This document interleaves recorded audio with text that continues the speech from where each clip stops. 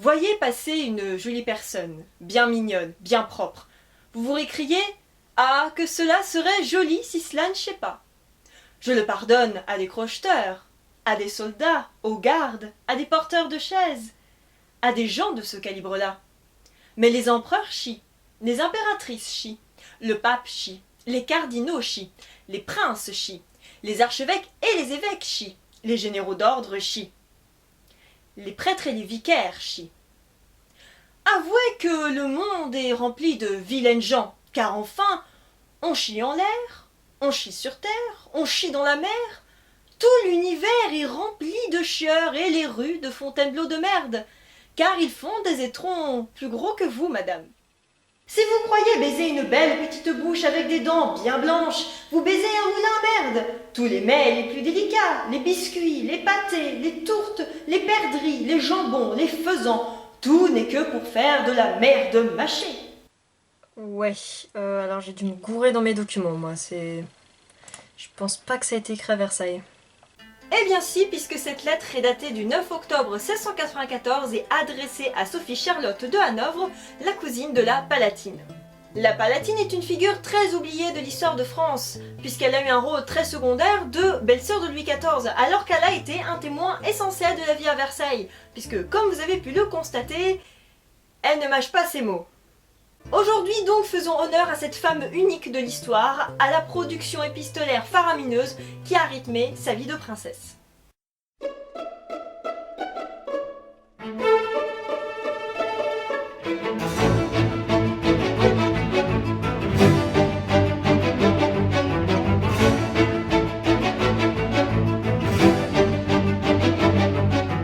Elisabeth Charlotte von der Pfalz est née le 27 mai 1652 à Heidelberg, capitale du Palatinat du Rhin, d'où le surnom qu'on lui donnera plus tard de Palatine. Le Palatinat est un territoire électoral du Saint-Empire germanique. Cela permet à l'empereur de contrôler ses territoires en désignant à leur tête un prince électeur, comme l'était le père de la Palatine, Charles Ier Louis. Ce dernier est comte et elle est donc issue d'une petite cour allemande protestante mais cultivée.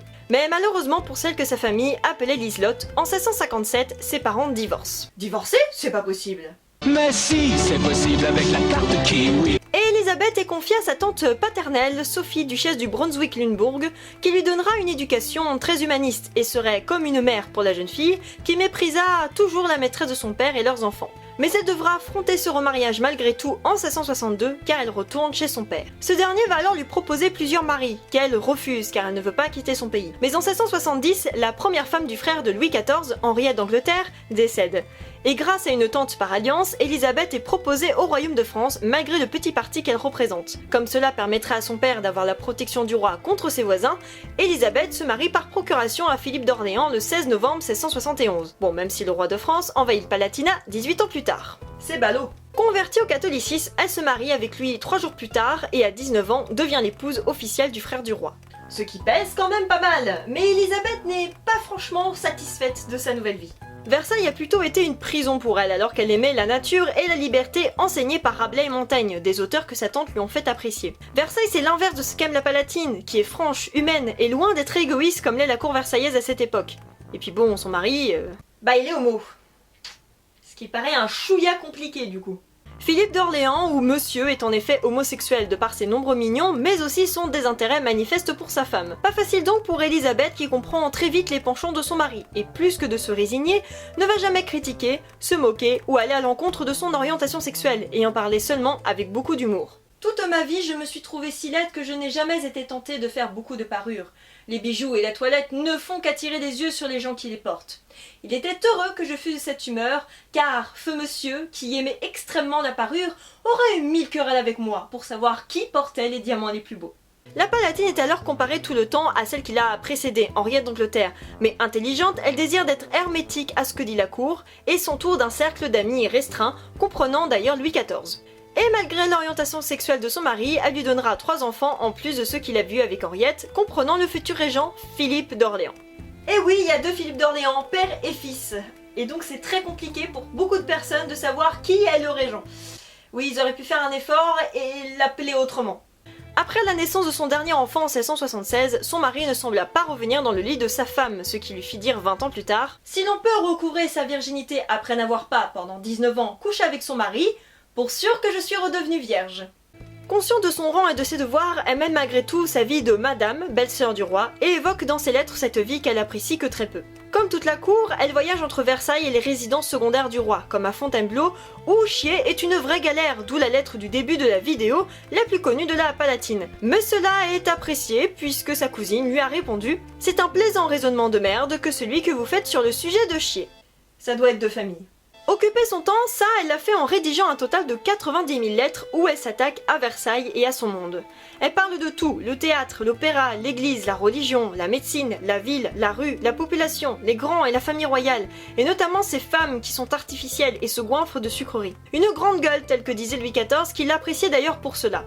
Tous deux entretenaient une amitié très forte car se ressemblaient beaucoup. La Palatine le suivait à la chasse, ce qui faisait dire à beaucoup qu'elle ressemblait à un homme. Elle aurait même été amoureuse de lui. Rien d'étonnant pour une femme qui avait un caractère bien trempé et ne faisait pas de chichi, ce qui plut au roi. Mais malheureusement pour elle, son physique d'abord agréable tournera vite mal à cause de la prise de poids. Il faut que vous ne vous souveniez guère de moi si vous ne me rangez pas au nombre des laides. Je l'ai toujours été et je le suis devenue encore plus des suites de la petite Vérole. J'ai la taille monstrueusement grosse, j'ai la bouche grande, les dents gâtées, et voilà le portrait de mon joli visage. Certains pensent que ce manque de confiance en son physique l'aurait résigné à ne plus approcher Louis XIV, en plus du fait qu'il était sûrement inconcevable pour elle de séduire le roi de France. Pauvre Liselotte.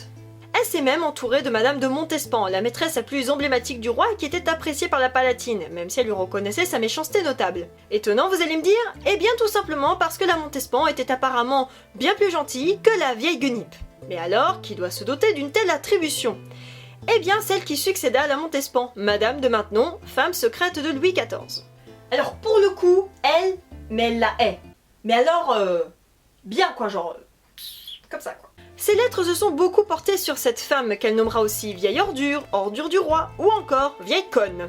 Outre le fait qu'elle était assez vieille pour être la femme de Louis XIV, elle était, il faut le dire, coincée du cul, et ça la Palatine n'appréciait pas trop. La Maintenon est beaucoup intervenue dans la vie du roi, notamment du point de vue religieux, puisque c'est sous son influence que Louis XIV révoqua l'édit de Nantes. Et en plus de cela, elle contrôlait ses fréquentations, dont faisait partie la Palatine. La vieille Guenipe n'a jamais voulu que je me mêlasse de quoi que ce fût, car elle ne voulait pas que j'eusse des motifs à cause avec le roi. Il ne faut pas oublier que la Palatine était protestante à la base et l'église l'a forcée à changer de confession pour son mariage. Elle n'aime pas certains de ses dogmes et se fait chier à la messe. Trop vieille et pas assez docile pour croire aux promesses de l'église, ce qui fait qu'elle s'endormait pendant la messe tandis que le roi la réveillait d'un coup de coude. Témoin aussi de la révocation de l'édit de Nantes, elle ne comprenait pas comment des populations pouvaient se dresser les unes contre les autres. Donc là maintenant, une fervente catholique contre les protestants, il était impossible pour Élisabeth qu'elle la porte dans son petit cœur. Elle ne portait pas non plus dans son cœur sa bru, Françoise Marie de Bourbon, fille naturelle de Louis XIV et de la Montespan, qui apparemment méprisait monsieur et n'avait rien à foutre du fils de la Palatine. Mais la Palatine, comme vous vous en doutez, avait assez de caractère et d'humour pour faire face à ce que lui disait la cour ou pour s'en moquer. Elle raconta à sa famille et d'autres de ses connaissances des scènes qu'elle voyait à la cour et qui la faisaient rire, et même si ses lettres étaient interceptées avant d'être envoyées en Allemagne, eh ben elle s'en foutait. Avant-hier soir, il y eut à Marly une dispute horrible qui me fait rire de bon cœur. La grande princesse de Conti avait fait des reproches à Madame de Chartres et à Madame la grande duchesse de ce qu'elles s'enivrent. Elle les avait appelés des sacs à vin. Là-dessus, les autres l'ont appelée, elle, des sacs à ordures. Voilà des disputes princières. Là où elle ne s'en foutait plus, par contre, c'est lors de la mort de son mari en 1701. Elle savait très bien qu'elle avait écrit des choses compromettantes à son sujet, notamment sur ses amants. Elle a donc brûlé des lettres pour que sa réputation ne soit pas atteinte, et même s'il la laissa endettée, elle se débrouilla en vendant beaucoup de ses biens, et c'est Louis XIV qui l'aida à conserver son rang. Une chouette femme quand même. Mais Louis XIV meurt en 1715, ce qui l'attrista profondément à tel point qu'elle fit un malaise. Par contre, à celle de la Maintenon en 1719, sa réaction fut bien différente. La vieille Maintenon est crevée. C'eût été un grand bonheur si cela avait pu arriver il y a quelque 30 ans. La Palatine va donc survivre à tout le monde et va même pouvoir suivre les premières années de Louis XV. Elle vit son mariage avec sa première petite femme, l'infante d'Espagne, Marie-Anne Victoire, une gamine intelligente mais moquée pour sa petite taille. La Palatine a soutenu alors que le roi l'ignorait, voyant que cette petite fille avait de l'intelligence à revendre. Je ne crois pas que l'on puisse dans le monde entier trouver une enfant plus aimable et plus jolie que notre jolie infante. Elle fait des réflexions qui seraient dignes d'une personne de 30 ans.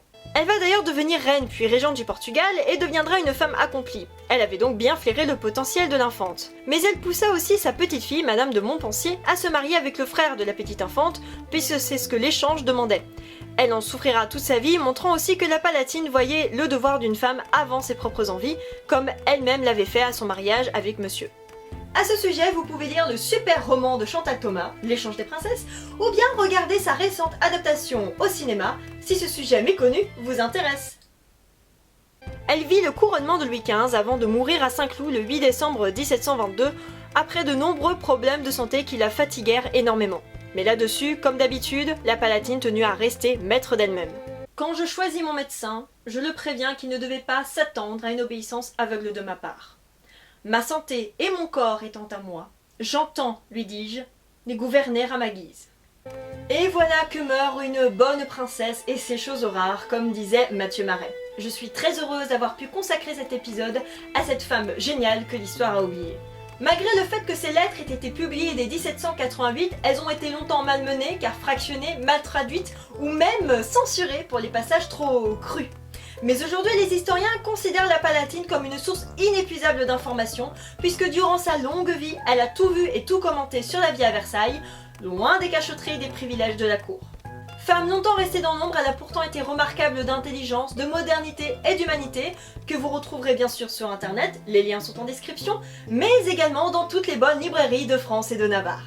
Et si vous regardez vers le ciel, eh bien vous pourrez croiser l'astéroïde 4757 Liselotte, nommée en son honneur. Car oui, elle passe tellement dans le game qu'elle a un astéroïde à son nom, et ça, même là maintenant, on n'a pas pu le faire.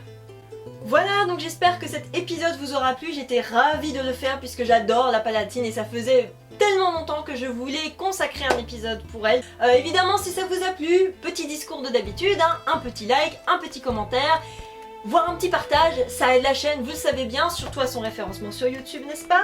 Si vous ne me connaissiez pas et si ça vous plaît, n'hésitez pas non plus à vous abonner, surtout qu'on approche les 3000, c'est vachement génial. Et bien sûr, je vous retrouve en juin pour la prochaine vidéo. Ciao!